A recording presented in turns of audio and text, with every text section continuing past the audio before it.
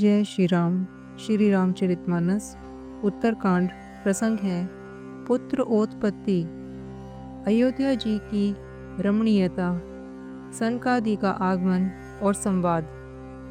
सीता जी के लव और कुश, ये दो पुत्र उत्पन्न हुए जिनका वेद पुराणों ने वर्णन किया है।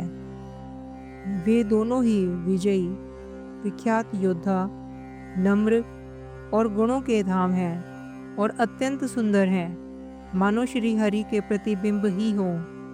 दो दो पुत्र सभी भाइयों के हुए, जो बड़े ही सुंदर, गुणवान और शील थे। जो बौद्धिक ज्ञान, वाणी और इंद्रियों से परे और अजन्मा है तथा माया, मन और गुणों से परे है, वही सच्चिदानंद घन भगवान श्रेष्ठ नर लीला करते हैं। प्रातः काल सरयू में स्नान करके ब्राह्मणों और सज्जनों के पास सभा में बैठते हैं। वशिष्ठ जी वेद और पुराणों की कथाएं वर्णन करते हैं और श्री राम जी सुनते हैं। यद्यपि वे सब जानते हैं, वे भाइयों को साथ लेकर भोजन करते हैं। उन्हें देखकर सभी माताएं आनंद से भर जाती हैं। भरत जी और शत्रुघ्न जी दोनों भाई हनुमान जी सहित उपवनों में जाकर वहां बैठकर श्री राम जी के गुणों की कथा पूछते हैं और हनुमान जी अपनी सुंदर बुद्धि से उन गुणों में गोता लगाकर उनका वर्णन करते हैं। श्री रामचंद्र जी के निर्मल गुणों को सुनकर दोनों भाई अत्यंत सुख पाते हैं और विनय करके बार बार कहलवाते हैं। सबके यहाँ घर घर में पुराणों और अनेक प्रकार के पवित्र रामचरित्रों की कथा होती है। पुरुष और स्त्री सभी श्री रामचंद्र जी का गुणगान करते हैं और इस आनंद में दिन रात का बीतना भी नहीं जान पाते।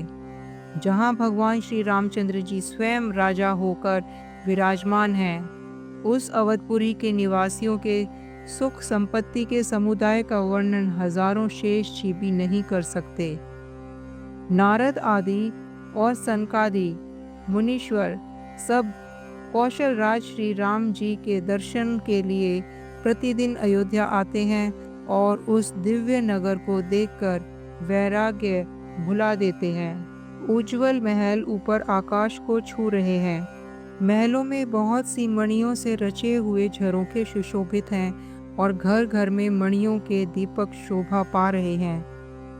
मणि रत्नों के खंभे हैं। पन्ने से जड़ी हुई सोने की दीवारें ऐसी सुंदर हैं मानो ब्रह्मा ने खास तौर से ही बनाई हों।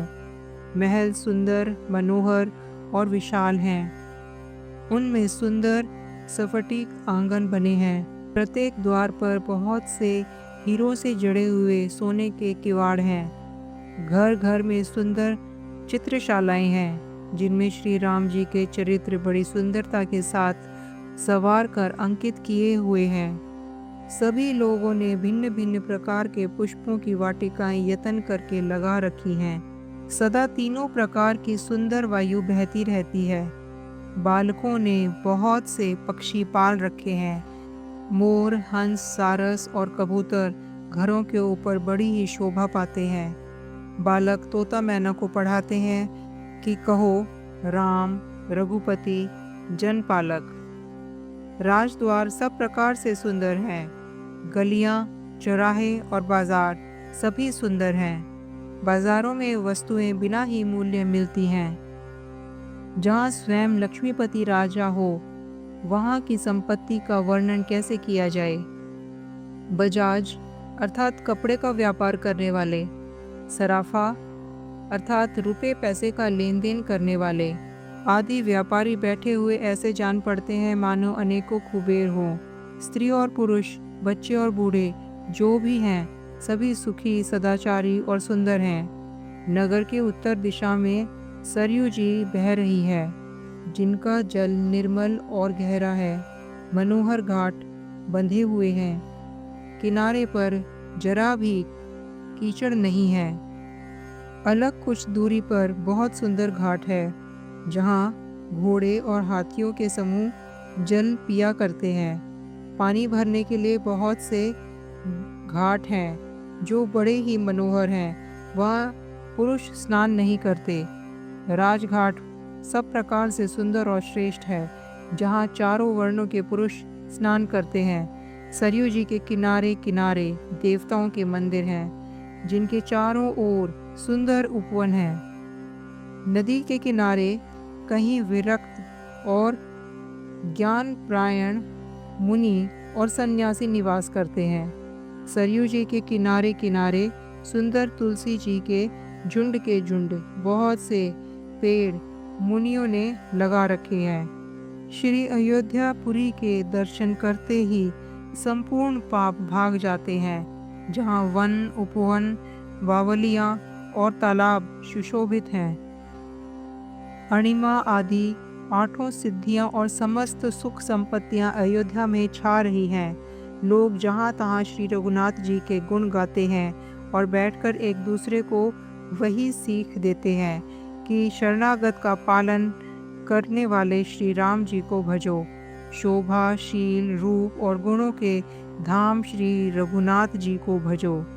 कमल नयन और सांवले शरीर वाले को भजो।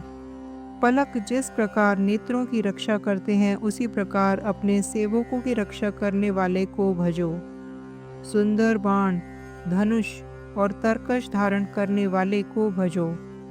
संत रूपी कमल वन के लिए सूर्य रूप रणधीर श्री राम जी को भजो। काल रूपी भयंकर सर्प के भक्षण करने वाले श्री राम रूप गरुड़ जी को भजो। निष्काम स्वभाव से प्रणाम करते ही ममता का नाश कर देने वाले श्री राम जी को भजो। लोभ मोह का नाश करने वाले श्री राम जी को भजो। सेवकों को सुख देने वाले श्री राम जी को भजो। संशय और शोक रूपी घने अंधकार के नाश करने वाले श्री राम रूप सूर्य को भजो। राक्षस रूपी घने वन को जलाने वाले श्री राम रूपी अग्नि को भजो। जन्म मृत्यु के भय का नाश करने वाले श्री जानकी समेत श्री रघुवीर को क्यों नहीं भजते। बहुत सी वासनाओं का नाश करने वाले श्री राम जी को भजो। नित्य एक रस, अजन्मा और अविनाशी श्री रघुनाथ जी को भजो। मुनियों को आनंद देने वाले, पृथ्वी का भार उतारने वाले और तुलसीदास के दयालु स्वामी श्री राम जी को भजो। इस प्रकार नगर के स्त्री पुरुष श्री राम जी का गुणगान करते हैं और कृपा निधान श्री राम जी सदा सब पर अत्यंत प्रसन्न रहते हैं। काकभूषुंडी जी कहते हैं, हे पक्षीराज गरुड़ जी, जब से राम प्रताप रूपी अत्यंत प्रचंड सूर्य उदित हुआ है, तब से तीनों लोकों में पूर्ण प्रकाश भर गया है। इससे बहुतों को सुख और बहुतों के मन में शोक हुआ है। जिन जिन को शोक हुआ है, उन्हें मैं बखान कर कहता हूँ। सर्वत्र प्रकाश छा जाने से पहले तो अविद्या रूपी रात्रि नष्ट हो गई, पाप रूपी उल्लू जहाँ तहाँ छिप गए और काम क्रोध रूपी कुमुद मुंद गए। भांति भांति के बंधन कारक कर्म, गुण, काल और स्वभाव ये चकोर हैं, जो राम प्रताप रूपी सूर्य के प्रकाश में कभी सुख नहीं पाते। डाह, मान, मोह और मद रूपी जो चोर हैं, उनकी कला किसी और नहीं चल पाती।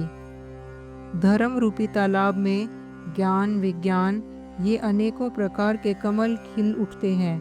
सुख, संतोष, वैराग्य और विवेक ये अनेकों चकवे शोक रहित हो गए।